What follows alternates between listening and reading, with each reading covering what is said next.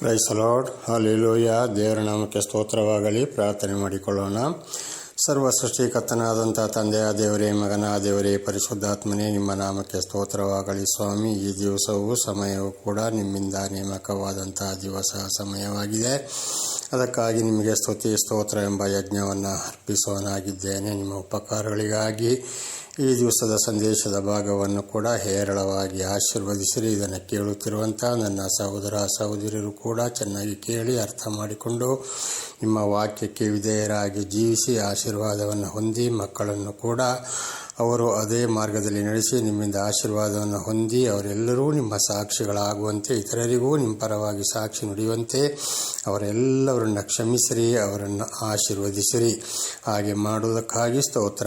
ಯೇಸುವಿನ ನಾಮದಲ್ಲಿ ಪ್ರಾರ್ಥಿಸಿದ್ದೇನೆ ನಮ್ಮ ತಂದೆಯೇ, ಆಮೇನ್. ಇದನ್ನು ಕೇಳುತ್ತಿರುವಂಥ ನನ್ನ ಸಹೋದರ ಸಹೋದರಿ, ನಿಮಗೂ ಕೂಡ ನನ್ನ ನಮಸ್ಕಾರಗಳು. ಈ ದಿವಸದ ಸಂದೇಶ ಭಾಗವು ಕೂಡ ಯಾವುದೆಂದರೆ, ದೇವರ ಆಜ್ಞೆಗಳು ನಮ್ಮ ಹೃದಯದಲ್ಲಿ ಇರಬೇಕು, ಭಾಗ 2. ದೇವರ ಆಜ್ಞೆಗಳು ನಮ್ಮ ಹೃದಯದಲ್ಲಿ ಇರಬೇಕು, ಭಾಗ 2. ವಚನದ ಕಡೆಗೆ ಹೋಗೋಣ. ದೇವರ ನಾಮಕ್ಕೆ ಸ್ತೋತ್ರವಾಗಲಿ. ಹಲ್ಲೆಲೂಯಾ. ಯೆರೆಮೀಯ 31ನೇ ಅಧ್ಯಾಯ 31ರಿಂದ 34ರವರೆಗೆ. ಯೆರೆಮೀಯ 31, 31ರಿಂದ 34. ಯೆಹೋವನು ಇಂತೆನ್ನುತ್ತಾನೆ, ಇಗೋ, ನಾನು ಇಸ್ರೇಲ್ ವಂಶದವರೊಂದಿಗೂ ಯಹೂದ ವಂಶದವರೊಂದಿಗೂ ಹೊಸದಾಗಿರುವ ಒಂದು ಒಡಂಬಡಿಕೆಯನ್ನು ಮಾಡಿಕೊಳ್ಳುವ ದಿನಗಳು ಬರುವು ಎಂಬುದಾಗಿ. ದೇವರು ಇಸ್ರೇಲ್ ಜನಾಂಗವನ್ನು ಆರಿಸಿಕೊಂಡರು. ಅದರಲ್ಲಿ ಆ ವಂಶದವರು ಮತ್ತು ಅದರಲ್ಲಿ ವಿಶೇಷವಾಗಿ ಯಹೂದ ವಂಶ ಅಂತೇಳಿ ಒಂದು ವಂಶ, 2 ವಂಶಗಳು, ಅವರೊಂದಿಗೆ ನಾನು ಒಂದು ಒಡಂಬಡಿಕೆಯನ್ನು ಮಾಡಿಕೊಳ್ಳುತ್ತೇನೆ, ಅಂದರೆ ಒಂದು ತೀರ್ಮಾನವನ್ನು ನಾನು ಮಾಡಿಕೊಳ್ಳುತ್ತೇನೆ ಎಂಬುದಾಗಿ. ಅಂದರೆ ಏನಪ್ಪ ಅಂತ 32ನೇ ವಚನ. ಈ ಒಡಂಬಡಿಕೆಯು ನಾನು ಇವರ ಪಿತೃಗಳನ್ನು ಕೈ ಹಿಡಿದು ಐಗುಪ್ತ ದೇಶದೊಳಗಿಂದ ಕರೆತಂದಾಗ ಅವರ ಸಂಗಡ ಮಾಡಿಕೊಂಡ ಒಡಂಬಡಿಕೆಯಂತಲ್ಲ. ನಾನು ಅವರಿಗೆ ಪತಿಯಾಗಿದ್ದರೂ ಆ ನನ್ನ ಒಡಂಬಡಿಕೆಯನ್ನು ಅವರು ಮೀರಿದರಷ್ಟೇ. ಅಂದರೆ ಇಸ್ರೇಲ್ ವಂಶದವರನ್ನು ಮತ್ತು ಯಹೂದ ವಂಶದವರ ಅವರ ಪಿತೃಗಳನ್ನು, ಅಂದರೆ ಅವರ ತಂದೆಯ ಕಾಲ ಆಗಿರುವುದು. ಇಸ್ರೇಲರು 430 ವರ್ಷ ಐಗುಪ್ತ ದೇಶದಲ್ಲಿ ಜೀತದಾಳ ಆಗಿದ್ದರು ಎಂಬುದನ್ನು ನಾವಿದನ್ನು ಓದಿಕೊಂಡಿದ್ದೇವೆ, ತಿಳಿದುಕೊಂಡಿದ್ದೇವೆ. ಹೀಗಿರುವಾಗ ಅವರನ್ನು ಕೈ ಹಿಡಿದಲ್ಲಿಂದ ಬಿಡಿಸಿಕೊಂಡು ಬಂದಾಗ ಮೋಶೆ ಮುಖಾಂತರ 10 ದಶಾಜ್ಞೆಗಳನ್ನು ಕೊಟ್ಟರು. ಅವರು ಅದನ್ನು ಕೈಗೊಂಡು ನಡೀಲಿಲ್ಲ, ಅದಕ್ಕೆ ವಿರುದ್ಧವಾಗಿ ನಡ್ಕೊಂಡ್ರು. ಆದ್ದರಿಂದ ಬಹಳ ಕಷ್ಟ, ಸಂಕಟ, ದುಃಖಗಳನ್ನು ಅವರು ಅನುಭವಿಸಿದರು. 20 ವರ್ಷದ ಮೇಲ್ಪಟ್ಟವರು ಅರಣ್ಯದಲ್ಲಿಯೂ ಮರುಭೂಮಿಯಲ್ಲಿಯೂ ಬಹಳ ಶಿಕ್ಷೆಯನ್ನು ಅವರು ಅನುಭವಿಸಿದರು. ಆಮೇಲೆ 20 ವರ್ಷದ ಕೆಳಪಟ್ಟವರೊಂದಿಗೆ ಒಂದು ಒಡಂಬಡಿಕೆಯನ್ನು ಮಾಡಿಕೊಳ್ತಾರೆ. ಆಗಲ್ಲಿ ಹೇಳ್ತಾರೆ, ಅವರು ನನ್ನ ಒಡಂಬಡಿಕೆಯನ್ನು ಮೀರಿದರು, ಆದರೆ ಈ ನನ್ನ ಒಡಂಬಡಿಕೆ ಆ ಒಡಂಬಡಿಕೆ ಅಂತಲ್ಲ, ನಾನು ಹೊಸದಾಗಿ ಒಂದು ಒಪ್ಪಂದವನ್ನು ಮಾಡಿಕೊಳ್ತೇನೆ ಎಂಬುದಾಗಿ. ಆ ಒಪ್ಪಂದ ಏನು ಎಂಬುದನ್ನು ನೋಡಿಕೊಳ್ಳೋಣ. ಇದು ಕೂಡ ನಮ್ಮ ಜೀವಿತಕ್ಕೆ, ಹಾಗೆ ನಮ್ಮ ಹಿರಿಯರಿಗೂ ಕೂಡ ದೇವರು ತಿಳಿಸಿರಬಹುದು, ಆದರೆ ಅವರು ಮಾತು ಕೇಳದೆ ಇದ್ದಿರಬಹುದು. ಆದರೆ ಇವತ್ತು ನಮಗೆ ಏನು ಮಾಡ್ತಾ ಇದ್ದಾರೆ, ದೇವರು ನಮ್ಮೊಂದಿಗೂ ಕೂಡ ಈ ಒಂದು ಹೊಸ ಒಡಂಬಡಿಕೆಯನ್ನು ಮಾಡಿಕೊಂಡಿದ್ದಾರೆ, ಮಾಡಿಕೊಳ್ಳುತ್ತಲೇ ಇದ್ದಾರೆ. ದೇವರು ಯಾರನ್ನು ರಕ್ಷಿಸಬೇಕೋ, ಯಾರಿಗೆ ದರ್ಶನ ಕೊಡಬೇಕೋ, ಯಾರೊಂದಿಗೆ ಒಡಂಬಡಿಕೆ ಮಾಡಿಕೊಳ್ಬೇಕೋ ಅಂಥವರಿಗೆ ಮಾತ್ರ ಎಂಬುದಾಗಿ ಈ 2 ವಚನಗಳ ಮೂಲಕ ನಾವೀಗ ತಿಳಿದುಕೊಂಡಿದ್ದೇವೆ. 33ನೇ ವಚನಕ್ಕೆ ಹೋಗೋಣ.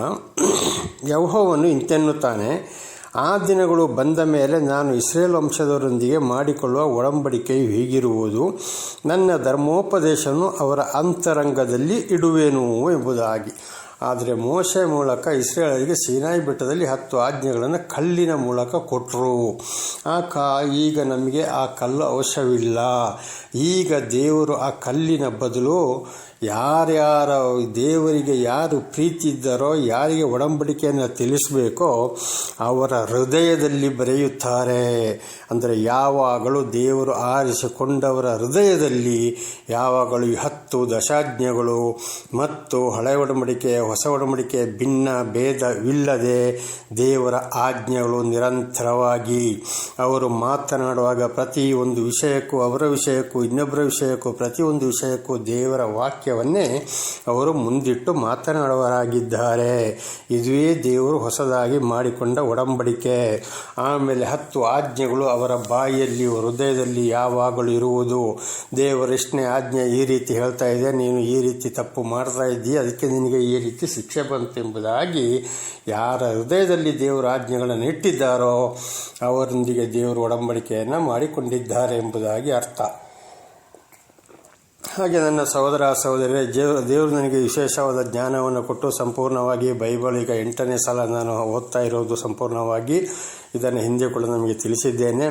ಹೀಗೆ ನನ್ನ 29 ವರ್ಷ ಈ ಕ್ರೈಸ್ತ ಜೀವಿತದಲ್ಲಿ ಬರೀ 4 ಜನರಿಗೊಂದಿಗೆ ಮಾತ್ರ ಈ 10 ಆಜ್ಞೆಗಳ ಮೇಲೆ ಮತ್ತು ಹಳೆ ಒಡಂಬಡಿಕೆ ಹೊಸ ಒಡಂಬಡಿಕೆಯನ್ನು ಭಿನ್ನ ಭೇದ ತರದೆ ಅದನ್ನು ಪ್ರೀತಿಯಿಂದ ಸ್ವೀಕಾರ ಮಾಡುವವರು, ಅದರಲ್ಲಿ ವಿಶೇಷವಾಗಿ 10 ದಶಾಜ್ಞೆಗಳನ್ನು ಪ್ರೀತಿಸುವರು ಬರೀ 4 ಜನರನ್ನು ನಾನು ಕಾಣ್ತಾ ಇದ್ದೇನೆ. ದೇವರ ನಾಮಕ್ಕೆ ಸ್ತೋತ್ರವಾಗಲಿ. ಹಾಲೆಲೂಯಾ. ಬಾಕಿ ಯಾರು ಇದನ್ನು ಸ್ವೀಕಾರ ಮಾಡ್ತಾ ಇಲ್ಲ. ಅದು ಹಳೆಯದು, ಸತ್ತು ಹೋಗಿದ್ದು, ಮುದಿಯಾಗಿದ್ದು, ಯೇಸುಸ್ವಾಮಿ ಬಂದ ಮೇಲೆ ನಮಗೆ ಅದು ಬೇಡವೇ ಬೇಡ ಎಂಬುದಾಗಿ ಸರಿಯಾಗಿ ಓದಿ ಅರ್ಥ ಮಾಡಿಕೊಳ್ಳುವ ಜ್ಞಾನವಿಲ್ಲದೆ ಭಿನ್ನ ಭೇದ ತರುವವರಾಗಿದ್ದಾರೆ. ಈ 4 ಜನ ಮಾತ್ರ ಇದರ ಬಗ್ಗೆ ಸಂತೋಷ ಪಡ್ತಾರೆ. ಅಂಥವರಲ್ಲಿ ದೇವರು ಒಡಂಬಡಿಕೆಯನ್ನು ಮಾಡಿಕೊಂಡಿದ್ದಾರೆ. ಅವರು ಹೇಳ್ತಾರೆ, ಬ್ರದರ್ ನನಗೆ 10 ಆಜ್ಞೆಗಳಂದರೆ ಭಾರಿ ಇಷ್ಟ, ನಮ್ಮ ತಪ್ಪುಗಳೆಲ್ಲ ಅರ್ಥ ಆಗೋದು ಇಲ್ಲಿಯೇ, ನಮಗೆ ಮತ್ತು ನಮಗೆ ನೀವು ತಿಳಿಸಿಕೊಡಿ, ಬರೆದು ಕೊಡಿ, ಮೊಬೈಲಲ್ಲಿ ಸಂದೇಶವನ್ನು ಕೊಡಿ, ವಾಟ್ಸಪ್ ಮಾಡಿ ಎಂಬುದಾಗಿ ಈ 4 ಜನ ಮಾತ್ರ ಇದರಲ್ಲಿ ಸಂತೋಷ ಪಡ್ತಾ ಇದ್ದಾರೆ. ಅದರಲ್ಲಿ ವಿಶೇಷವಾಗಿ ಒಂದು ಸೇವಕರ ಹೆಂಡತಿ ಕೂಡ ನನಗೊಂದು ಸಲ ಹೇಳಿದರು, ಬ್ರದರ್ ನನಗೆ ಕೂಡ 10 ದಶಾಜ್ಞೆಗಳು ಬಹಳ ಇಷ್ಟ, ನಮ್ಮ ಪಾಪಗಳೆಲ್ಲ ಅರ್ಥ ಆಗೋದಲ್ಲಿ ನಮ್ಮ ಮಕ್ಕಳನ್ನು ಕೂಡ ಅದೇ ಮಾರ್ಗದಲ್ಲಿ ನಾವು ನಡೆಸಬೇಕು, ಅದುವೇ ನಮಗೆ ಫೌಂಡೇಶನ್ ಆಗಿದೆ ಎಂಬುದಾಗಿ ದೇವರ ನಮಗೆ ಸ್ತೋತ್ರವಾಗಲಿ. ಹಾಗೆ ಇವತ್ತು ನಮ್ಮ ಯಾರ ಹೃದಯದಲ್ಲಿ 10 ದಶಾಜ್ಞೆಗಳು, ಹಳೆ ಒಡಂಬಡಿಕೆ ವಾಕ್ಯಗಳು, ಹೊಸ ಒಡಂಬಡಿಕೆ ವಾಕ್ಯಗಳನ್ನು ಸಮಾನವಾಗಿ ಯಾರು ಸ್ವೀಕಾರ ಮಾಡಿ ಹೋಗ್ತಾರೋ ಅವರೊಂದಿಗೆ ದೇವರು ಒಪ್ಪಂದ ಮಾಡಿಕೊಂಡಿದ್ದಾರೆ. ಅವರ ಹೃದಯದೊಳಗೆ ನಾನು ಅದನ್ನು ಬರೆಯುವೆನು. ಅವರಿಗಂತ ಜ್ಞಾನ, ಶಕ್ತಿ, ಪ್ರೀತಿ ಯಾರಿಂದ ಬಂತು? ದೇವರಿಂದ ಬಂತು. ಅವರಲ್ಲಿ ದೇವರ ಆತ್ಮ ಕೆಲಸ ಮಾಡ್ತಾ ಇದೆ, ಅವರ ಹೃದಯದಲ್ಲಿ ಬರೆದಿದೆ. ಅಂಥವರು ಪ್ರತಿಯೊಂದು ಅವರ ಕೆಲಸ ಕಾರ್ಯಗಳು, ಪ್ರತಿಯೊಬ್ಬರ ಕೆಲಸ ಕಾರ್ಯಗಳನ್ನು ಮಾಡುವಾಗಲೂ, ನೋಡುವಾಗಲೂ, ಮಾತನಾಡುವಾಗಲೂ ಕೂಡ ದೇವರ ಆಜ್ಞೆಗಳ ವಾಕ್ಯಗಳನ್ನು 10 ದಶಾಜ್ಞೆಗಳನ್ನು ಕೂಡ ಹಿಡಿದು ಮಾತನಾಡುತ್ತಾರೆ. ಅಂಥವರಲ್ಲಿ ದೇವರ ಆತ್ಮ ಇದೆ ಎಂಬುದಾಗಿ ನಾವು ತಿಳಿದುಕೊಳ್ಳಬೇಕು. ದೇವರ ನಾಮಕ್ಕೆ ಸ್ತೋತ್ರವಾಗಲಿ.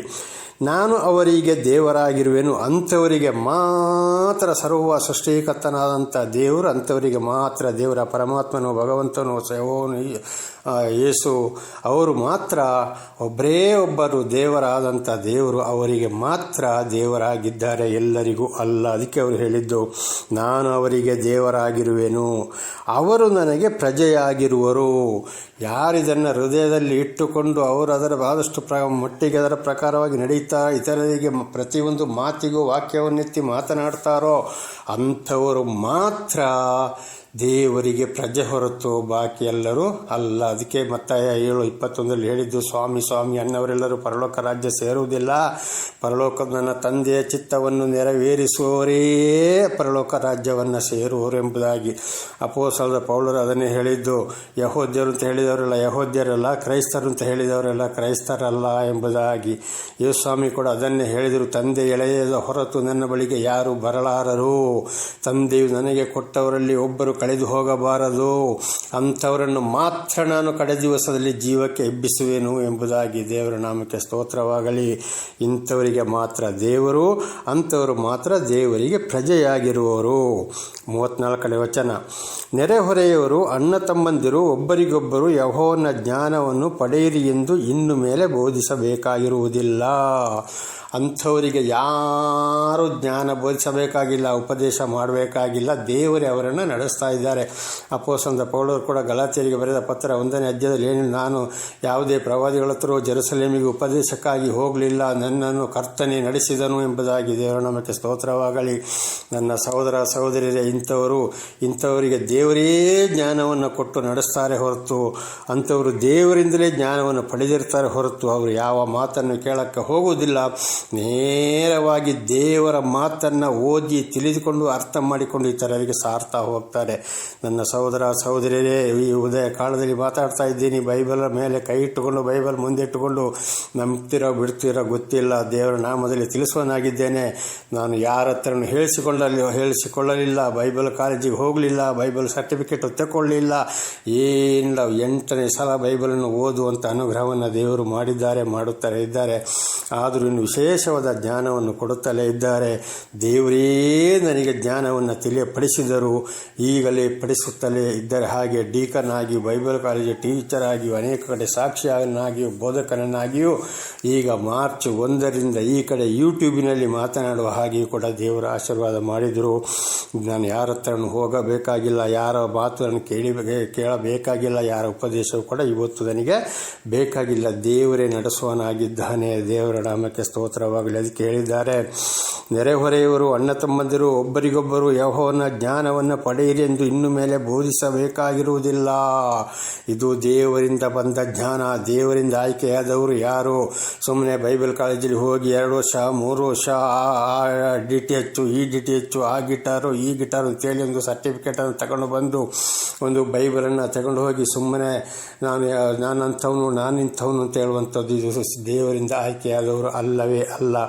ದೇವರ ಜ್ಞಾನ ಅವರಲ್ಲಿ ಇದೆಯೋ ಎಂಬುದಾಗಿ ಇಲ್ಲಿವರೆಗೆ ನಾವು ತಿಳಿದುಕೊಂಡ ವಚನದಲ್ಲಿ ಅವರನ್ನು ಪರೀಕ್ಷಿಸಿ ನೋಡಬೇಕಾಗಿದೆ. ದೇವರ ನಾಮಕ್ಕೆ ಸ್ತೋತ್ರವಾಗಲಿ. ಹಲ್ಲೆಲೂಯಾ. ಚಿಕ್ಕವರು ಮೊದಲುಗೊಂಡು ದೊಡ್ಡವರ ತನಕ ಎಲ್ಲರೂ ತನ್ನ ಜ್ಞಾನವನ್ನು ಪಡೆದಿರುವರು. ದೇವರ ಒಂದು ಜ್ಞಾನ ಯಾರಲ್ಲಿದೆ? ಚಿಕ್ಕವರಿರ್ಬೋದು, ದೊಡ್ಡವರು ಇರ್ಬೋದು, ಹಿರಿಯರೇ ಇರ್ಬೋದು. ಯಾರಲ್ಲಿ ದೇವರ ಜ್ಞಾನ ಇದೆಯೋ ಅವರನ್ನು ನಾವು ತಿಳ್ಕೊಳ್ಬೇಕು. ದೇವರ ಜ್ಞಾನ ಇರೋರು ಮಾತ್ರ ಸರಿಯಾಗಿ ಮಾತನಾಡಲು ಸಾಧ್ಯ.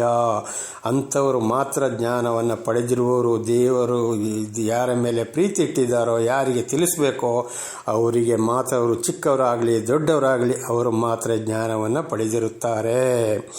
ನಾನು ಅವರ ಅಪರಾಧಗಳನ್ನು ಕ್ಷಮಿಸಿ ಅವರ ಪಾಪವನ್ನು ನನ್ನ ನೆನಪಿಗೆ ಎಂದಿಗೂ ತರುವುದಿಲ್ಲ. ಇದು ಯೆಹೋವನ ನುಡಿ. ದೇವರನ್ನು ಅರಿಯೋದಕ್ಕಿಂತ ಮೊದಲು, ದೇವರು ಅವರಿಗೆ ದರ್ಶನ ಕೊಡುವ ಮೊದಲು, ದೇವರನ್ನು ತಿಳಿಯದ ಕಾಲದಲ್ಲಿ ಮಾಡಿದಂಥ ಅನೇಕ ಪಾಪಗಳು ಏನೇ ಇದ್ದರೂ ದೇವರು ಹೇಳ್ತಾ ಇದ್ದಾರೆ, ಅವರ ಪಾಪವನ್ನು ಕ್ಷಮಿಸಿ, ಅವರ ಪಾಪವನ್ನು ಏನಿದ್ರೂ ನನ್ನ ನೆನಪಿಗೆ ನಾನು ತರುವುದಿಲ್ಲ. ಇನ್ನು ನಾನೇ ನನ್ನ ಜ್ಞಾನವನ್ನು ಕೊಟ್ಟವರಿಗೆ ನಡೆಸ್ತೇನೆ. ಇವರೊಂದಿಗೆ ನಾನು ಒಡಂಬಡಿಕೆ ಮಾಡಿಕೊಂಡಿದ್ದೇನೆ, ಇನ್ನು ಮುಂದೆ ಒಡಂಬಡಿಕೆಯನ್ನು ಮಾಡ್ತೇನೆ. ಅವರಿಗೆ ಯಾರೂ ಜ್ಞಾನವನ್ನು ಬೋಧಿಸಬೇಕಾದ ಅಗತ್ಯ ಅವರು ಇಲ್ಲ. ಅವರ ಅಂತರಂಗದಲ್ಲಿ, ಅಂದರೆ ಅವರ ಹೃದಯದಲ್ಲಿ, ಅವರ ಮನಸ್ಸಿನೊಳಗೆ ನನ್ನ ಧರ್ಮೋಪದೇಶವನ್ನು ನಾನು ಇಡುವೆನು. ಅವರ ಹೃದಯದೊಳಗೆ ನಾನು ಬರೆಯುವೆನು. ಅವರು ನನಗೆ ಪ್ರಜೆಯಾಗಿರುವರು, ನಾನು ಅವರಿಗೆ ದೇವರಾಗಿರುವೆನು ಎಂಬುದಾಗಿ. ದೇವರ ನಾಮಕ್ಕೆ ಸ್ತೋತ್ರವಾಗಲಿ. ಹಲ್ಲೆಲೂಯಾ. ಹಾಗೆ ಇವತ್ತು ದೇವರ ಆಜ್ಞೆಗಳು ನಮ್ಮ ಹೃದಯದಲ್ಲಿರಬೇಕು, ನಮ್ಮ ಮನಸ್ಸಿನೊಳಗಿರಬೇಕು. ಅದರ ಮುಖಾಂತರವೇ ನಾವು ಮಾತನಾಡಬೇಕು, ಎಲ್ಲ ಕೆಲಸ ಕಾರ್ಯಗಳನ್ನು ಮಾಡಬೇಕು. ಸಾಕ್ಷಿ ಕೊಡುವ ಸಂದರ್ಭದಲ್ಲಿ ಯಾರಿಗಾದರೂ ಮಾತನಾಡಲು ದೇವರ ಅವಕಾಶ ಕೊಟ್ಟಾಗ ಅದನ್ನೇ ಹಿಡಿದು ನಾವು ಮಾತನಾಡಬೇಕು. ಅವರು ಕೇಳಲಿ ಬಿಡಲಿ, ಏನೇ ಮಾಡಲಿ, ಅದೆಲ್ಲ ದೇವರ ಮಾತುಗಳನ್ನು ನಮ್ಮ ಹೃದಯದಲ್ಲಿರಬೇಕು. ಇದಕ್ಕೆ ಸರಿಯಾಗಿ ಯಾರು ನಡ್ಕೋತಾರೋ ಅವರು ಮಾತ್ರ ದೇವರಿಂದ ಆರಿಸಲ್ಪಟ್ಟವರು, ದೇವರು ಅವರನ್ನು ನಡೆಸ್ತಾ ಇದ್ದಾರೆ. ಅಂಥವರಿಗೆ ಅವರ ಹೃದಯದಲ್ಲಿ ಯಾವಾಗಲೂ ದೇವರ ಆಜ್ಞೆಗಳಿರುತ್ತವೆ. ಪ್ರತಿ ಒಂದು ಮಾತಿಗೂ ಅವರು ದೇವರ ವಿಷಯವನ್ನು ಎತ್ತಿ ಮಾತನಾಡುತ್ತಾರೆ. ದೇವರ ನಾಮಕ್ಕೆ ಸ್ತೋತ್ರವಾಗಲಿ. ಹಲ್ಲೆಲೂಯಾ. ಇದು ಹೊಸ ಒಡಂಬಡಿಕೆ ಇಬ್ರಿಯರಿಗೆ ಬರೆದ ಪತ್ರ 8ನೇ ಅಧ್ಯಾಯ 8ರಿಂದ 12ರವರೆಗೂ ಕೂಡ ಸ್ಪಷ್ಟವಾಗಿ ಅಲ್ಲಿ ಬರೆಯಲ್ಪಟ್ಟಿದೆ. ನನ್ನ ಸಹೋದರ ಸಹೋದರಿಯರೇ, ಇಬ್ರಿಯರಿಗೆ 8ನೇ ಅಧ್ಯಾಯ 8ರಿಂದ 12ರವರೆಗೂ ಕೂಡ ಈ ಯೆರೆಮೀಯ 31, 31ರಿಂದ 34ರವರೆಗೆ ಬರೆದ ವಿಷಯಗಳು ಅಲ್ಲಿ ಕೂಡ ಬರೆಯಲ್ಪಟ್ಟಿವೆ. ಹಾಗಾದರೆ ಹಳೆ ಒಡಂಬಡಿಕೆ ನಮಗೆ ಬೇಡ, ಹೊಸ ಒಡಂಬಡಿಕೆಯೇ ಬೇಕು ಎಂಬುದಾಗಿ ನಾವು ಹೇಗೆ ಹೇಳಲು ಸಾಧ್ಯ? ಯೆರೆಮೀಯನಲ್ಲಿ ನಾವು ತಿಳ್ಕೊಂಡಿದ್ದನ್ನೇ ಅಲ್ಲಿ ಇಬ್ರಿಯ ಗ್ರಂಥ 8ನೇ ಅಧ್ಯಾಯ 8ರಿಂದ 12ರವರೆಗೆ ಕೂಡ ಬರೆಯಲ್ಪಟ್ಟಿದೆ. ಚೆನ್ನಾಗಿ ಓದಿ ತಿಳ್ಕೊಳ್ಳಿ. ದೇವರ ನಾಮಕ್ಕೆ ಸ್ತೋತ್ರವಾಗಲಿ. ಮುಂದಿನ ವಚನಕ್ಕೆ ಹೋಗೋಣ. 2 ಕೊರಿಂಥಿಯರಿಗೆ 3ನೇ ಅಧ್ಯಾಯ 3ನೇ ವಾಕ್ಯ. 2 ಕೊರಿಂಥಿಯರಿಗೆ 3ನೇ ಅಧ್ಯಾಯ 3ನೇ ವಾಕ್ಯ. ಕ್ರಿಸ್ತನು ನಮ್ಮ ಕೈಯಿಂದ ಬರೆಸಿಕೊಟ್ಟ ಪತ್ರವಾಗಿದ್ದೀರೆಂಬುದು ಪ್ರತ್ಯಕ್ಷವಾಗಿಯೇ ಇದೆ. ದೇವರ ನಾಮಕ್ಕೆ ಸ್ತೋತ್ರವಾಗಲಿ. ಹಲ್ಲೆಲೂಯಾ. ಅದು ಮಸಿಯಿಂದ ಬರೆದದ್ದಲ್ಲ, ಜೀವವುಳ್ಳ ದೇವರ ಆತ್ಮನಿಂದಲೇ ಬರೆದದ್ದು. ಕಲ್ಲಿನ ಮೇಲೆ ಎಲ್ಲ ಮನುಷ್ಯರ ಹೃದಯಗಳೆಂಬ ಹಲಿಗೆಗಳ ಮೇಲೆ ಬರೆದದ್ದು. ಕ್ರಿಸ್ತನು ನಮ್ಮ ಕೈಯಿಂದ ಬರೆಸಿಕೊಟ್ಟ ಪತ್ರವಾಗಿದ್ದೀರೆಂಬುದು ಪ್ರತ್ಯಕ್ಷವಾಗಿಯೇ ಇದೆ. ದೇವರು ಕೊರಿಂಥಿಯ ಸಭೆಗೆ ಪೌಲನರ ಮೂಲಕ ಈ ವಚನಗಳನ್ನು ಸಾರಿಸಿದರು. ಹಾಗೆ ಇವತ್ತು ದೇವರು ನಮಗೆ ಕೂಡ ಪವಿತ್ರಾತ್ಮರ ಮೂಲಕ ಯಾರ ಮುಖಾಂತರ ನಮಗೆ ತಿಳಿಸಲ್ಪಡಬೇಕೋ, ಇವತ್ತು ಹಳೆಯ ಒಡಂಬಡಿಕೆಯಲ್ಲಿ ಕೂಡ ನಾವು ನೋಡ್ತೇವೆ. ಪ್ರವಾದಿಗಳ ಮುಖಾಂತರ, ಹೊಸ ಒಡಂಬಡಿಕೆಯಲ್ಲಿ ಸಾಕ್ಷಿಗಳ ಮುಖಾಂತರ, ಮೋಶೆ ಧರ್ಮಶಾಸ್ತ್ರಗಳ ಮುಖಾಂತರ ನಮಗೆ ಏನು ಮಾಡಿದ್ದಾರೆ? ಈ ಪತ್ರವನ್ನು ಬರೆಸಿಕೊಟ್ಟಿದ್ದಾರೆ. ಯೋಗ್ಯತಾ ಪತ್ರವನ್ನು. ದೇವರ ನಾಮಕ್ಕೆ ಸ್ತೋತ್ರವಾಗಲಿ. ಹಲ್ಲೆಲೂಯಾ. ಅದು ಮಸಿಯಿಂದ ಅಳಿದು ಹೋಗುವಂಥದ್ದಲ್ಲ, ಆದರೆ ಇವತ್ತು ಜೀವವುಳ್ಳ ದೇವರ ಆತ್ಮನಿಂದಲೇ ಈ ದೇವರ ಒಂದು ವಚನಗಳು ಒಡಂಬಡಿಕೆಯಲ್ಲೂ ಈ ಮೋಶೆ ಧರ್ಮಶಾಸ್ತ್ರ, ಪ್ರವಾದಿಗಳ ಪ್ರವಚನಗಳು ಮತ್ತು ಮೋಶೆ ಮೂಲಕ ಕೊಟ್ಟಂಥ 10 ದಶಾಜ್ಞೆಗಳು ಕೂಡ ಯಾರಿಂದ ಬರೆದದ್ದು? ದೇವರ ಆತ್ಮನಿಂದಲೇ ಬರೆದದ್ದು. ಯಾರು ಅದನ್ನೇ ತೆಗೆದು ಮಾತನಾಡ್ತಾರೋ ಪ್ರತಿಯೊಂದು ವಿಷಯಕ್ಕೆ, ಅವರಲ್ಲಿ ದೇವರ ಆತ್ಮನೇ ಅವರ ಹೃದಯದಲ್ಲಿ ಬರೆದಿದ್ದಾರೆ ಎಂಬುದಾಗಿ ನಾವು ತಿಳಿದುಕೊಳ್ಳಬೇಕಾಗಿದೆ. ಕಲ್ಲಿನ ಮೇಲೆ ಎಲ್ಲ. ಆದರೆ ಇಸ್ರಾಯೇಲರಿಗೆ ಸೀನಾಯಿ ಬೆಟ್ಟದಲ್ಲಿ 10 ಆಜ್ಞೆಗಳನ್ನು ಕಲ್ಲಿನ ಮೇಲೆ ಕೊಟ್ಟರು. ಆದರೆ ಇವತ್ತು ಕಲ್ಲಲ್ಲ, ನಮಗೆ ದೇವರಿಗೆ ಬೇಕಾದವರ ಹೃದಯದಲ್ಲಿ, ಅಂತರಂಗದಲ್ಲಿ, ಜ್ಞಾನದಲ್ಲಿ ಇಟ್ಟಿದ್ದಾರೆ. ಅವರ ಬಾಯಿಯಲ್ಲಿ 10 ದಶಾಜ್ಞೆಗಳು ಮತ್ತು ಹಳೆ ಒಡಂಬಡಿಕೆ, ಹೊಸ ಒಡಂಬಡಿಕೆ ವಾಕ್ಯಗಳೇ ಬರುತ್ತವೆ. ಇಂಥವ್ರನ್ನ ತಿಳ್ಕೊಳ್ಬೇಕು. ದೇವರಿಂದ ಇವರು ಆಯ್ಕೆಯಾದವರು, ದೇವರು ಇವರೊಂದಿಗೆ ಒಡಂಬಡಿಕೆ ಮಾಡಿಕೊಂಡಿದ್ದಾರೆ, ಇವರು ದೇವರಿಂದ ಆಯ್ಕೆಯಾದ ಸೇವಕರುಗಳು ಎಂಬುದಾಗಿ. ಮನುಷ್ಯ ಹೃದಯಗಳೆಂಬ ಹಲಿಗೆಗಳ ಮೇಲೆ ಬರೆದದ್ದು. ನೋಡಿ, ಇದನ್ನು ಹೇಳಿದ್ದು. ಈಗ ಯೆರೆಮೀಯ 31:31 34, ಇಬ್ರಿಯ 8:8-12 ಕೂಡ ಓದುವಾಗ ಅಲ್ಲಿ ಅವರ ಅಂತರಂಗದಲ್ಲಿ, ಹೃದಯದಲ್ಲಿ ನಾನು ಇಡುವೆನೆಂಬುದಾಗಿ ಈಗಾಗಲೇ ನಾವು ಓದಿದ್ದೇವೆ. ಅದೇ ಪ್ರಕಾರ ಇಲ್ಲಿ ಪೌಲನು ಕೂಡ 2 ಕೊರಿಂಥಿಯರಿಗೆ 3ನೇ ಅಧ್ಯಾಯ 3ನೇ ವಾಕ್ಯದಲ್ಲಿ ಕೂಡ ಇಲ್ಲಿ ಬರೆದಿರೋದು ಮನುಷ್ಯ ಹೃದಯಗಳೆಂಬ ಹಲಿಗೆಗಳ ಮೇಲೆ ಬರೆದದ್ದು. ದೇವರ ನಾಮಕ್ಕೆ ಸ್ತೋತ್ರವಾಗಲಿ. ಇದನ್ನು ನಾವು ತಿಳ್ಕೊಳ್ಬೇಕು. ಇವತ್ತು ಯಾರಲ್ಲಿ 10 ದಶಾಜ್ಞೆಗಳು, ಮೋಶೆ ಧರ್ಮಶಾಸ್ತ್ರಗಳು, ಪ್ರವಾದಿಗಳ ಪ್ರವಚನಗಳು, ಹೊಸ ಒಡಂಬಡಿಕೆ ವಾಕ್ಯಗಳು ಇವೆ ಎಂಬುದಾಗಿ ಅವರನ್ನು ದೇವರು ನಡೆಸ್ತಾ ಇದ್ದಾರೆ. ಅವರಲ್ಲಿ ದೇವರ ಆತ್ಮ ಇದೆ. ಖಂಡಿತವಾಗಿ ಎಚ್ಚರಿಸ್ತಾರೆ. ಅವರು ಯಾರ ಮಾತು ಕೇಳಕ್ಕೆ ಹೋಗುವುದಿಲ್ಲ. ಇದ್ದಿನ ಇದ್ದ ಹಾಗೇ ನುಡಿತಾರೆ. ಇದುವೇ ದೇವರು ಆರಿಸಿಕೊಂಡಂಥ ಸೇವಕರು. ಹಾಗೆ ಇವತ್ತು ನನ್ನ ಮತ್ತು ನಿಮಗೂ ಕೂಡ ಇವತ್ತು ಏನಾಗಿದೆ? ದೇವರ ಆಜ್ಞೆಗಳು, ವಾಕ್ಯಗಳು ನಮ್ಮ ಹೃದಯದಲ್ಲಿ ಇಟ್ಟುಕೊಂಡು ನಾವು ಅದಕ್ಕೆ ಸರಿಯಾಗಿ ಜೀವಿಸಿದರೆ ನಮಗೂ ಆಶೀರ್ವಾದ. ನಾಡಿದ್ದು ಪರಲೋಕಕ್ಕೆ ಹೋಗುವ ಒಂದು ಅವಕಾಶವೂ ಕೂಡ ಇದೆ. ನಮಗೆ ಕೊಟ್ಟ ಮಕ್ಕಳನ್ನು ಕೂಡ ಅದೇ ಮಾರ್ಗದಲ್ಲಿ ನಾವು ಅವರಿಗೆ ದೇವರ ಎಲ್ಲ ಬೈಬಲ್ ವಾಕ್ಯಗಳನ್ನ ಮತ್ತು ದಶಾಜ್ಞೆಗಳನ್ನ ತಿಳಿಸುತ್ತಾ ಅವರನ್ನು ಸಾಕಿ ಸಲಹುತ್ತಾ ಹೋಗಬೇಕು. ದೇವರ ನಾಮಕ್ಕೆ ಸ್ತೋತ್ರವಾಗಲಿ. ಪ್ರಾರ್ಥನೆ ಮಾಡಿಕೊಳ್ಳೋಣ. ಸರ್ವ ಸೃಷ್ಟಿಕರ್ತನಾದಂಥ ತಂದೆ, ಮಗ, ಪರಿಶುದ್ಧನಾದಂಥ ತ್ರಿಯೇಕ ದೇವರೇ, ನಿಮ್ಮ ಪರಿಶುದ್ಧ ನಾಮಕ್ಕೆ ಸ್ತೋತ್ರವಾಗಲಿ. ಸ್ವಾಮಿ, ಇವತ್ತಿನ ಒಂದು ಸಂದೇಶ ಭಾಗವನ್ನು ನನ್ನ ಸಹೋದರಿಗೆ ನೀವು ತಿಳಿಸಲು ಆಶೀರ್ವಾದ ಮಾಡಿದ್ದಕ್ಕಾಗಿ ಸ್ತೋತ್ರ. ಇದನ್ನು ಅವರು ಕೂಡ ಚೆನ್ನಾಗಿ ಕೇಳಿ ಅರ್ಥ ಮಾಡಿಕೊಂಡು ವಿಧೇಯರಾಗಿ ಜೀವಿಸಿ ನಿಮ್ಮಿಂದ ಆಶೀರ್ವಾದವನ್ನು ಹೊಂದಿ ಮಕ್ಕಳನ್ನು ಕೂಡ ಅದೇ ಮಾರ್ಗದಲ್ಲಿ ನಡೆಸಿ ಆಶೀರ್ವಾದ ಹೊಂದಿಕೊಳ್ಳುವಂತಾಗಲಿ. ಅವರೆಲ್ಲರನ್ನು ಕ್ಷಮಿಸಿ ಪಾಪ ಪರಿಹಾರ ರಕ್ಷಣೆ ನಿಮ್ಮಿಂದಲೇ ಹೊರತು ಬೇರೆ ಯಾರಿಂದಲಲ್ಲ. ನೀವೊಬ್ಬರೇ ದೇವರು. ಘನ ಮಾನ ಮಹಿಮೆ ನಿಮ್ಮೊಬ್ಬರಿಗೆ. ಅವರು ಕೂಡ ಇತರರಿಗೆ ಸಾಕ್ಷಿಗಳಾಗಿ ನುಡಿದು ಅನೇಕರು ನಿಮ್ಮಿಂದ ಆಶೀರ್ವಾದವನ್ನು ಹೊಂದಿಕೊಳ್ಳುವಂತಾಗಲಿ. ನೀವು ಪ್ರೀತಿಸುವ ದೇವರಾಗಿದ್ದೀರಿ. ನೀವು ಮಾಡುತ್ತಿರುವ ಇನ್ನು ಮುಂದೆ ಮಾಡುವ ಎಲ್ಲ ಉಪಕಾರಗಳಿಗಾಗಿ ಕೃತಜ್ಞತಾ ವಂದನೆಗಳು. ಯೇಸುವಿನ ನಾಮದಲ್ಲಿ ಪ್ರಾರ್ಥಿಸಿದ್ದೇನೆ ನಮ್ಮ ತಂದೆ, ಆಮೇನ್. ಇದನ್ನು ಕೇಳುತ್ತಿರುವಂಥ ನನ್ನ ಸಹೋದರ ಸಹೋದರಿಯರೇ, ನಿಮಗೂ ನನ್ನ ಹೃದಯಪೂರ್ವಕವಾದ ಧನ್ಯವಾದಗಳು.